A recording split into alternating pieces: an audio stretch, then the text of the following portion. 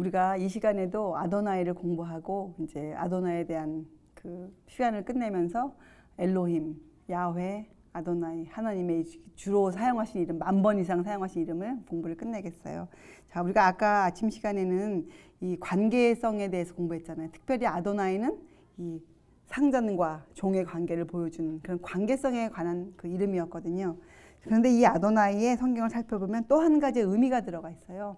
그것이 바로 이 부부 관계예요. 그러니까 하나님이 창세기 때 맨 처음 주신 제도 중에 하나인 결혼이 왜 등장했는지를 우리가 이해할 수 있는 그런 이 이름으로, 그래서 아내와 남편의 관계를 설명해주고 있어요. 성경을 살펴보면 사라도 아브라함 자기 남편을 주라고 불렀고, 밧세바도 왕인 다윗 자기 남편을 주라고 불렀어요. 그리고 시편 45편에 보면 특별히 그 왕에 대한 비유가 나오거든요. 왕은 어떠한 사람이다. 왕에 대한 그런 그 사랑을 표시하는 비유들이 나오는데, 이 구절을 사도 바울이 히브리서 1장 8절에 인용해서 쓰세요. 누구에게 적용시키느냐? 예수님께 적용하세요.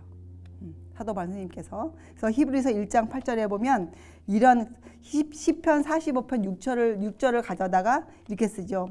아들에 관하여는 하나님이여 주의 보좌가 영영하며 주의 나라의 홀은 공평한 홀이니이다. 이런 구절이 나오는데, 이것이 바로 시편 45편에 있는 말을 인용해서 예수님을 표현한 거예요. 하나님으로서. 근데 여기에 보면 이 주의 나라, 주의 보좌 이렇게 나오거든요. 그래서 이건 아도나이의 하나님이에요. 아도나이. 그래서 시편 45편 끝에 가서 보면 저는 너의 주이시니 이렇게 또 아도나이가 등장하거든요. 아도나이. 그리고 베드로 선생님은 이것을 어떻게 설명했는가? 사라가 아브라함을 주라 부르며 복종했던 것과 같이 아내들에게도 그 순종을 하라고 요구하고 계세요. 그래서 이 아도나이에 대한 그 두 가지의 관계로서 아도나이를 설명하는데, 첫째는 종과 상전의 관계로서 그 관계를 보여주고, 두 번째는 이 남편과 아내의 관계로 비유해서 이 아도나이가 하신 특성과 그 일에 대해서 설명해 주고 계시죠. 이런 것에 이해가 잘 없으면 에베소서에 보면 아내들아 자기 남편에게 복종하기를 죽게 하듯 하라. 이런 말이 좀 귀에 거슬리는 여자들도 종종 생겨요. 이걸 잘 이해하지 못하면. 자, 오늘은 한번 이 부분 공부할게요. 제가 이것을 읽으면서 이 단어를 좀 알아봐야겠다 하고 공부했는데, 그게 바로 복종이에요. 복종. 우리가 그냥 개념적으로 복종 그러면 하기 싫은데 억지로 하는 굴복, 이렇게 우리가 이해하거든요. 복종을. 그래서 제가 사전을 찾아봤어요. 사전에는 이렇게 나와 있었어요. 남의 명령이나 의사에 그대로 따름. 여기에 뭐 하기 싫은데 한다 이런 의미가 없었어요. 복종은 남의 명령이나 의사에 그대로 따름. 제가 그래서 그 다음에 순종을 한번 찾아봤죠. 순종. 근데 순종은 순순히 복종함이 순종이에요. 그러니까 사실 복종보다 한 단계 위의 것이 순종이죠. 순종. 그러니까 복종도 그 자체로서 절대로 나쁜 뜻이 아니에요. 복종도 남의 명령이나 의사에 그대로 따르는 것이니까 복종이. 자, 이 복종이란 단어가 성경에 어떻게 쓰여져 왔는지 그 근원들이, 단어들이 그럼 한번 찾아볼게요. 여기 에베소서 5장 22절에 아내들아 자기 남편에게 복종하기를 죽게 하듯 하라 했을 때 이 썼던 복종, 이것이 헬라어인데 신약 성경은 다 헬라어로 쓰여져 있으니까 그 헬라어가 휘포스타스란 단어예요. 휘포스타스. 근데 이것을 킹 제임스 버전은 영어로 번경할 때 영어 단어 submit라는 단어를 썼어요. 그래서 우리가 이 영어 단어의 어근들을 살펴보면 복종이라는 단어를 성경적으로 이해할 수 있게 되겠죠. 그렇죠? 자, submit은 sub란 뜻이 뭡니까? SUB. 서브마린, 그러면 뭐 언더, 밑에 있다 이런 뜻이잖아요. 그래서 맞아요. 이것은 아래, 밑 이런 단어 뜻을 갖고 있어요. 그리고 이 밑이란 단어도 MIT도 헬라어의 미토라는 단어에서 나왔어요. MITTO, 미토. 근데 이것은 보내다 이런 뜻을 갖고 있어요. 그러니까 무슨 말입니까? 아래로 보내다는 뜻 아니야. 아래로 보내다. 그러니까 내가 서브밋이라는 단어를 쓸 때는 내 자신을 어때요? 밑으로 집어넣는 거예요. 이런 내용을 갖고 있는 단어가 서브밋이에요. 그리고 이것을 한국 성경의 복종이라고 해석했거든요. 복종. 그리고 헬라어 그 자체, 휘포스타스라는 그 자체도 따져보면 아래란 뜻과 입장을 취하다라는 두 단어가 합성돼서 이 휘포스타스라는 복종이라는 단어를 만들어내고 있어요. 그래서 이 모든 단어, 헬라어로 표현되어 있든 영어로 표현되어 있든 두 단어의 의미를 보면 지지하고 받들고 힘을 북돋아 준다. 이렇게 우리가 해석해낼 수가 있어요. 왜냐하면 이 휘포스타시스라는 단어, 헬라어로 복종이라는 단어가 쓰일 때 그 원뜻은 집을 지을 때 기초 있잖아요. 기초. 집 밑에서 집을 지탱해주는 기초를 뜻했거든요.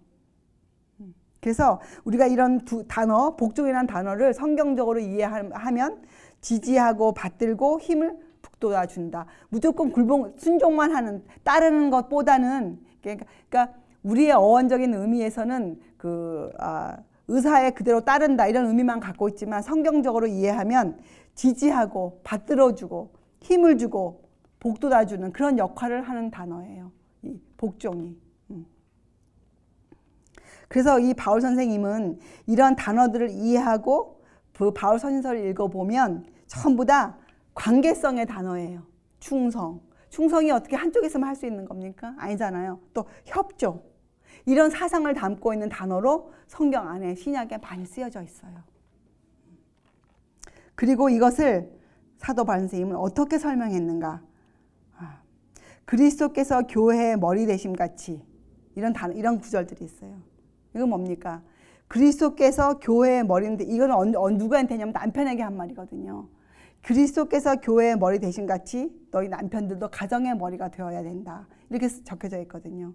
그래서 이것은 사도 바울 선생님이 이런 충성과 협조의 관계를 아도나이를 이해하실 때 이것을 부부관계로 이해하셨어요. 부부관계로. 우리가 이것을 이해하면 앞으로 이 땅에 임할 새 하늘과 새 땅에 임할 새 예루살렘 성을 이해하는데 굉장히 도움이 돼요. 성경에 보면 많은 것에 이 예수님이 이런 비유가 많이 나와 있죠. 큰 잔치 비유, 교회, 결혼 관계. 예. 새 예루살렘 성을 어떻게 해요? 예수님이 신부라 지칭하시잖아요. 이런 것의 관계를 우리가 이해할 수가 있어요. 그 미닝들을. 지금 우리가 갖고 있는 결혼 관계나 이런 것 갖고는 그런 걸 이해하려면 좀 제한적이 되죠. 그렇잖아요? 성경에서 말하는 예수님과 신부의 예루살렘 성과의 그 결혼 예식 이런 것들을 이해하려면 지금의 결혼 관계로는 이해하기 힘들어요. 우리가 갖고 있는 개념이. 왜냐하면 사람은요 자기가 갖고 있는 개념 그 이상으로 절대로 생각이 올라가지 않아요. 그래서 우리가 이제부터는 이런 바울 서신서를 이해하기 위해서 이 아도나이를 이렇게 이해하고 있어야 돼요. 부부관계로. 그래서 이것은 예수님, 구세주와 그 아버지 하나님과의 관계로 설명되어 있어요. 결혼 관계로. 그래서 그리스도께서는요, 당신의 교회의 그 백성들에게 자원하는 사랑과 협조와 지지와 충성을 요구하세요. 우리가 어떻게 할 수 있습니까? 그 글들을 통해 보면 그리스도는 신랑으로 등장하시고 교회는 그의 신부로 등장하시거든요. 그런데 사도 바울 선생님이 에베소서에서 그 가정 안에 남편과 아내의 의무를 얘기하시면서 그렇게 쓰셨잖아요. 그리스도께서 교회의 머리 되심 같이. 그래서 그 사도 바울이 제시한 가정의 그 아내가 해야 될 의무들, 또 남편이 해야 될 의무들을 잘 공부해 보면 우리가 신랑 되시는 그리스도, 또 그 신랑의 신부로 서야 될 교회의 입장, 의무 이런 것들을 우리가 이해할 수 있어요. 사실 아내는 가정에서 이런 의미로 이해해 보면 아내는 가정에서 남편을 가정의 머리로 삼고 가족과 온 집을 떠받드는 초석과 기둥의 역할을 하는 것이에요. 남편을 어떻게 해요? 도와주는 배필이잖아요. 애초에도 하나님이 주신 역할이 뭐였어요? 남편을 도와주는 배필로 하와를 만드셨잖아요. 맞아요. 아내는 남편을 가정의 머리로 삼고 가족과 온 집을 떠받드는 초석과 기둥이에요. 왜냐?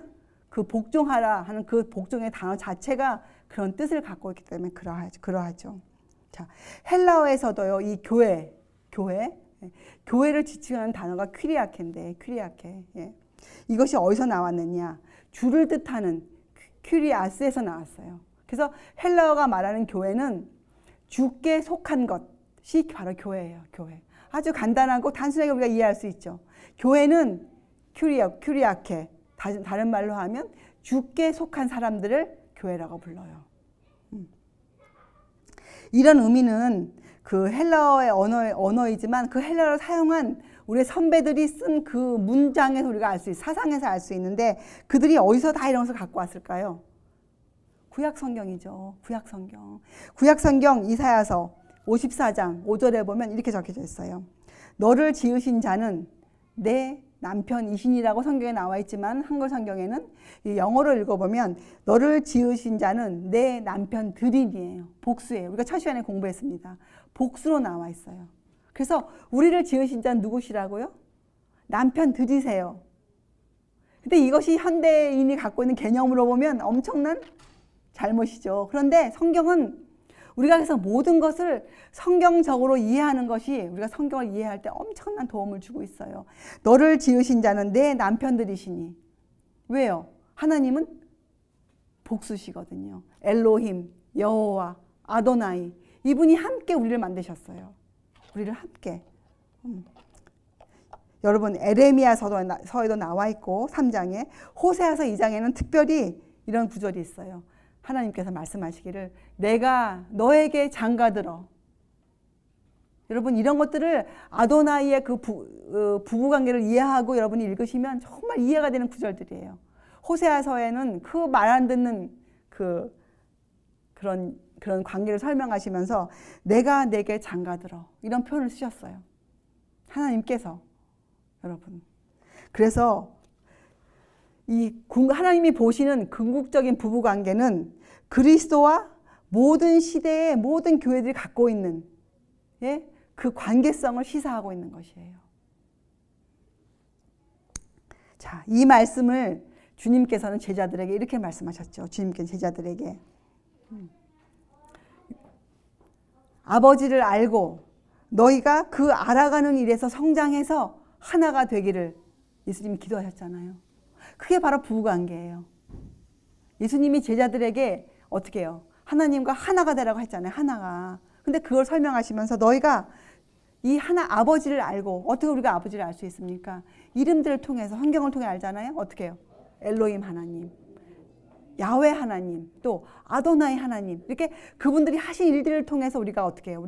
우리의 남편 되신 하나님 아버지를 우리가 알게 되는 거예요. 그리고 알아야 어떻게 합니까? 성장이 생겨요. 성장. 알지 못하면 성장이 생기지 않아요. 관계도 여러분 생각해 보세요. 왜 관계를 설명하셨는가? 저 사람과 나의 관계가 좋아지려면 어떻게 해요? 우리가 그 사람을 서로 알아가야죠.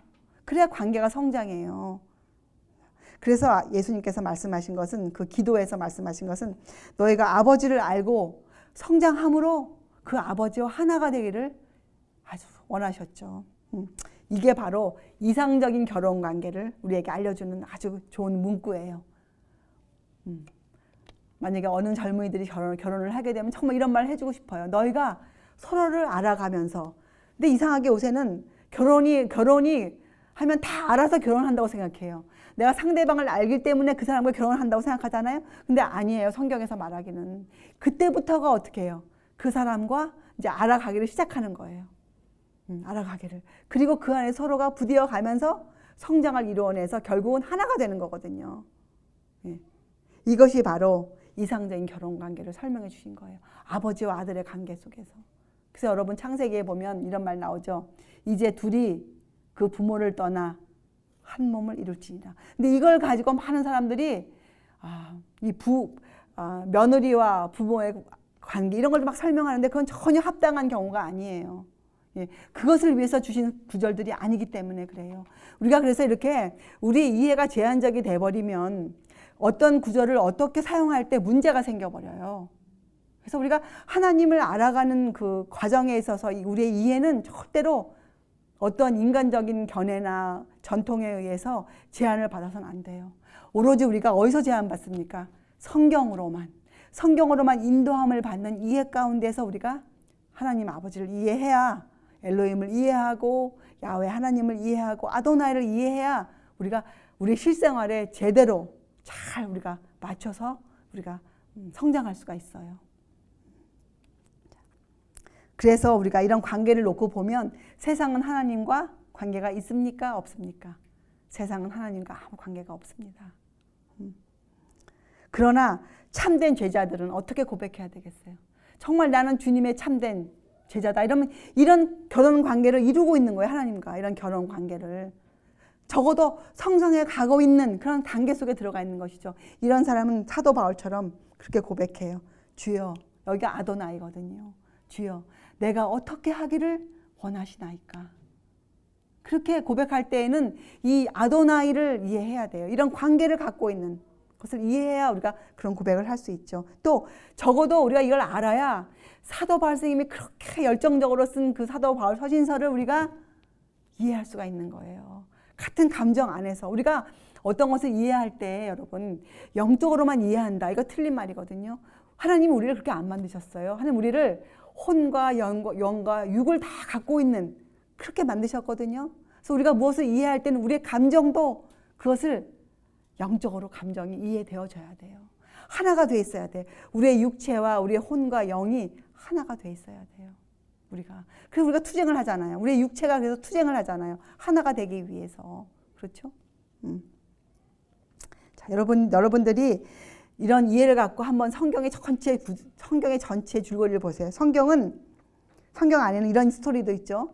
아버지가 아들을 위해서 신부를 구해오는 이야기가 나와 있습니까? 나와 있죠. 아브라함이 어떻게 해요? 이삭의 아내를 주기 위해서 찾아오는 과정이 나와 있잖아요. 이것은 우리가 어렴풋이 무엇을 알 수 있는가? 하나님께서 신부가 될 사람들을 찾아오는 과정을 어렴풋이 짐작할 수 있어요. 그때 그 아브라함이 자기 종에게 그 임무를 맡겨보낼 때 그가 어떠한 마음이었습니까? 그게 성경에 나와 있잖아요. 그가 어떠한 믿음으로 그가 보냈습니까? 그래서 우리가 이런 것을 읽으면서 그 아버지의 마음, 이 세상에 참된 교회를 찾으시는 하나님의 마음을 짚어볼 수가 있는 것이에요. 근데 이런 이해가 없으면 우리가 하나님의 마음을 절대로 알 수가 없죠. 그렇죠? 자, 이런 것들을 이해한 우리 선배들이 이렇게 적었어요. 이사야서 62장에는 그 하나님의 신부가 될 그 신부를 새 땅이라 표현돼 있어요. 새 땅. 그렇죠? 또 사도 요한은 계시록에 어떻게 표현했습니까? 새 예루살렘 성을 신부라 이렇게 지치게 했잖아요. 사도 바울도 우리가 아까 공부했죠. 아내와 남편, 그리스도와 교회 이런 관계로 설명해 주었단 말이죠.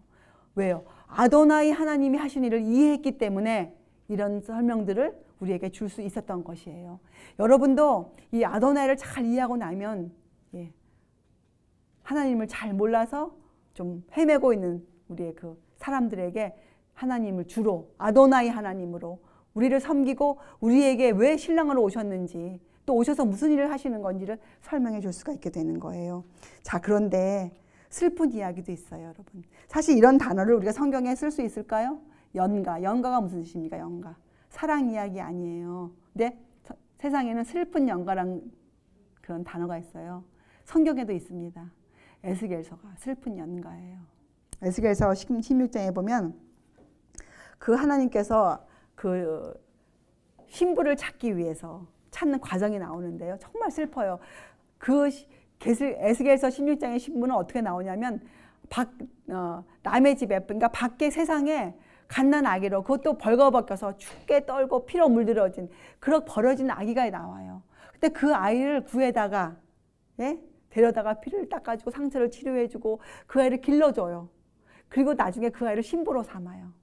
그런 이야기가 에스겔서에 나와요. 그런데 끝은 어떻게 되는 줄 아세요? 그 여자가 배반하고 떠나요. 그런 슬픈 사랑 이야기가 에스겔서 16장에 나와 있어요. 여러분 이런 안목을 가지고 이런 하나님을 아도나이를 이해하는 안목을 가지고 좀 그 에스겔서 슬픈 이야기를 좀 읽어보세요. 얼마나 우리 가슴이 아픈지, 얼마나 우리의 죄가 큰지, 하나님의 사랑이 얼마나 큰지, 우리를 구원하시기 위해서 얼마나 모든 것을 다 제공하시고 얼마나 그 구애를 하고 계시는지 우리에게 하나님의 사랑을 알아달라고 정말 눈물이 나는 그러한 스토리가 적혀져 있어요. 에스겔서에.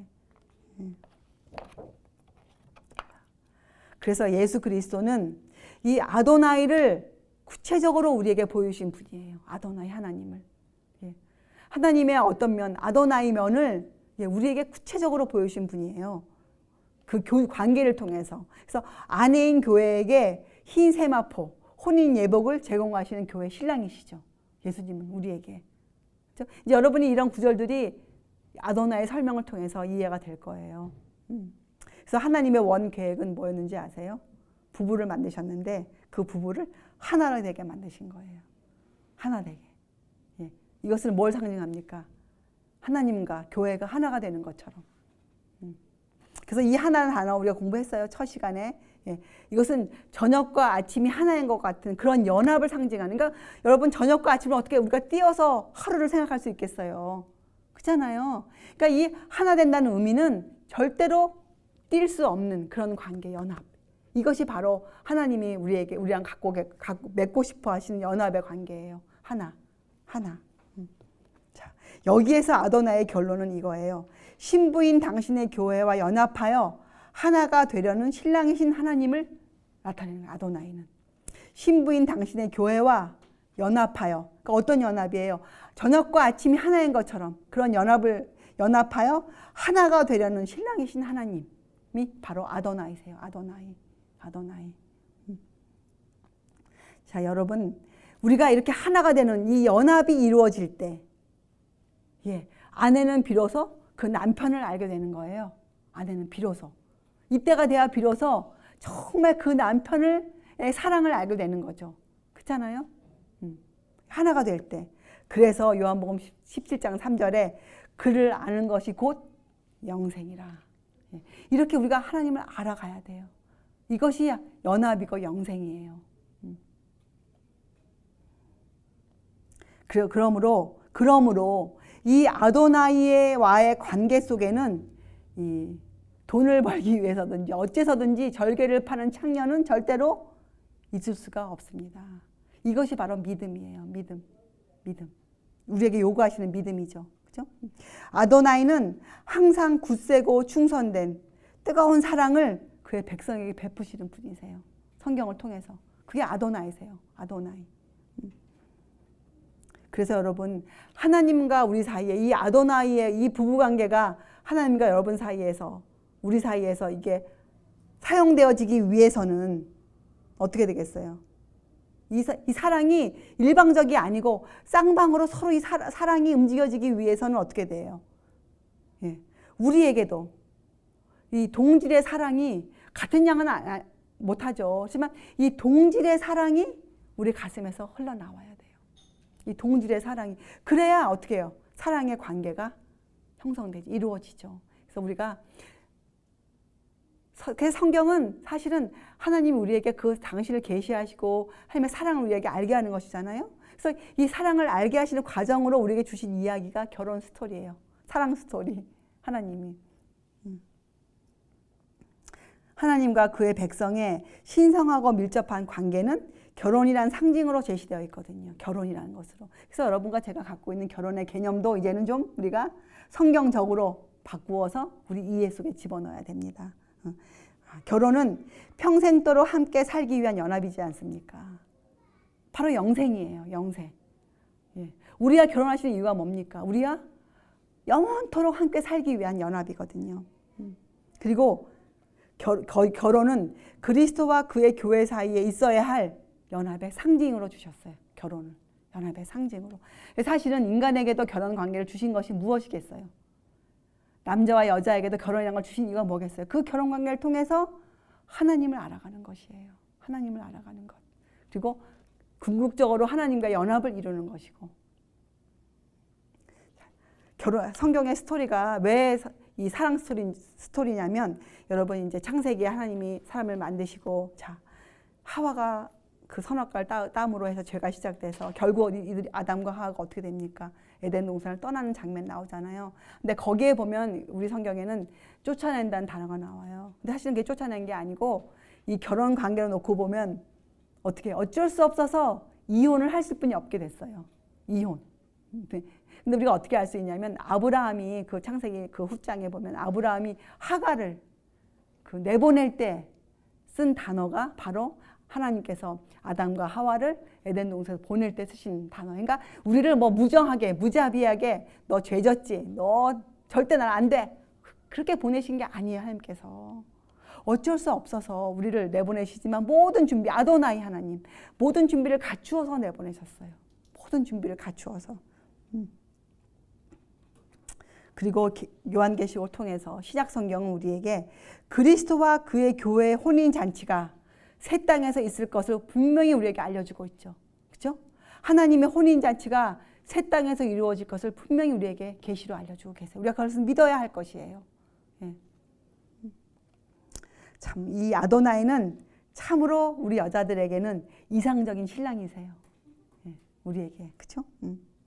여러분, 그래서 이 그리스도인들이 맺는 성령의 열매 있잖아요. 그리스도인이 맺는 열매들 말이에요. 이 삶의 열매들. 이것은 사실 이 부부관계를 통해서 만들어지는 결과예요. 결과.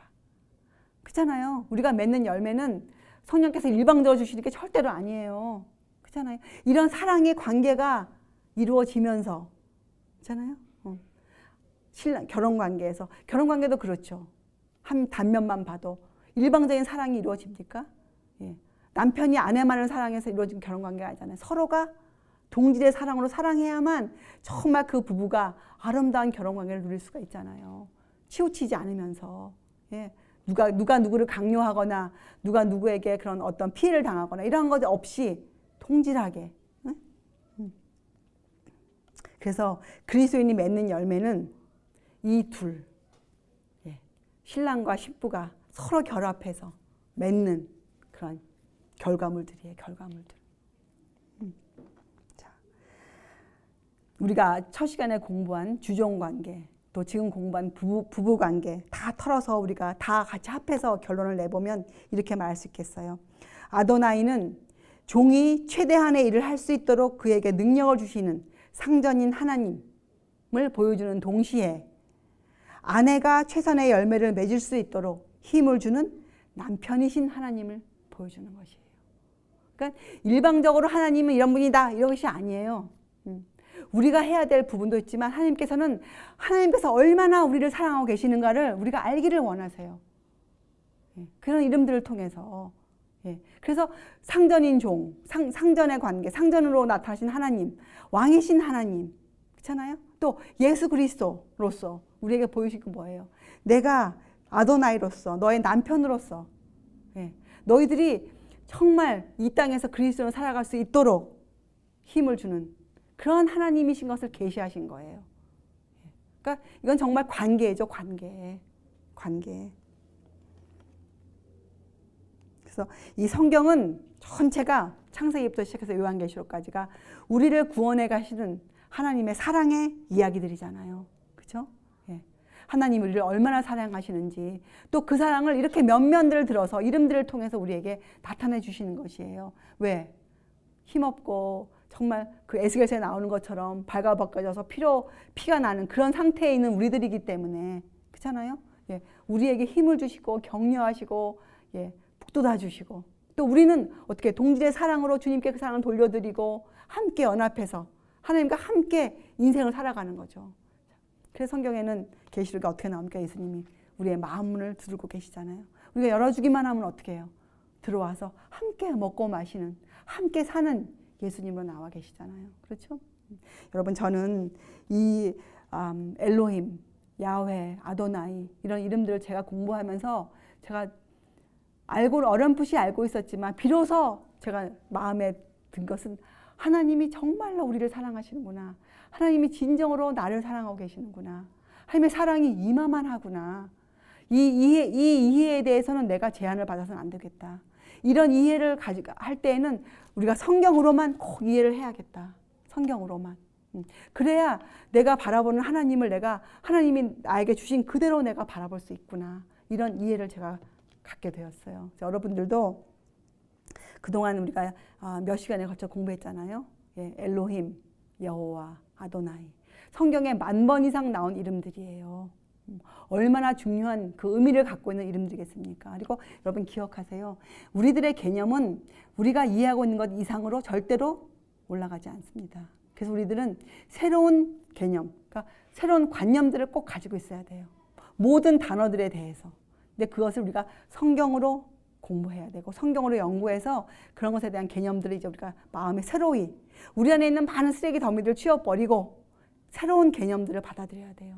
그래야 우리가 마음의 눈이 열리고 정말 우리가 이런 하나님을 바라볼 수가 있어요. 그렇게 바라보아야 그 하나님이 나에게 힘이 되죠. 그래야 내가 이 땅에서 그리스도인으로 살아갈 수 있는 힘을 얻어서 이 싸움을, 투쟁을 우리가 일어날 수 있는 것이에요. 그리고 또 기억하세요. 우리의 영과 혼과 육은 하나가 되어서 움직입니다. 하나가 되어서. 하나가 되어서. 자, 영적인 면이 있는데 내 혼이 내 마음대로다. 이런 건 절대로 성경에선 성립하고 있지 않아요. 그래서 여러분들이 감정을 절제하는 것도 여러분이 어떻게 해야 되겠습니까?